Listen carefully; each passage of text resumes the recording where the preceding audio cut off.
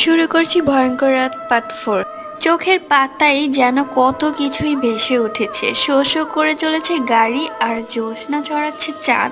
রাত 11টার মতো বাজতে বাজতেই ড্রাইভার বলে উঠল, স্যার, আমরা এখন ফেরি পার হব। টাকা পয়সার হিসাব চুকিয়ে দিয়ে কিছুক্ষণের মধ্যেই আমরা ফেরিতে উঠলাম। কিছু সময় পরে ফেরিটা গাড়িতে ভরলে আস্তে আস্তে টার্ন করলো। তারপর একসময় মাঝ নদীতে জ্যোৎস্না ভরা চাঁদনি রাতে এই নদীর পানি যেন অপরূপ রূপের শোভা ছড়াতে লাগলো। ড্রাইভার বলল, স্যার, দেখেছেন কত সুন্দর লাগছে চাঁদ আর নদীর পানির ঢেউগুলোকে? আমরা ফেরি পার হয়ে গেছি, আবারও হাইওয়েতে ছুটতে শুরু করেছে আমাদের গাড়ি। কিছু দূর পর পর একটি দুটি গাড়ির হেডলাইট দেখা যাচ্ছে। আমার চোখটা কেমন অবশ অবশ লাগছে। গাড়ির সিটেই হেলান দিয়ে চোখটা বুজলাম। কিছু দূর যেই হঠাৎ করেই আমাদের গাড়িটা। পরবর্তী গল্প পার্ট 5-এ।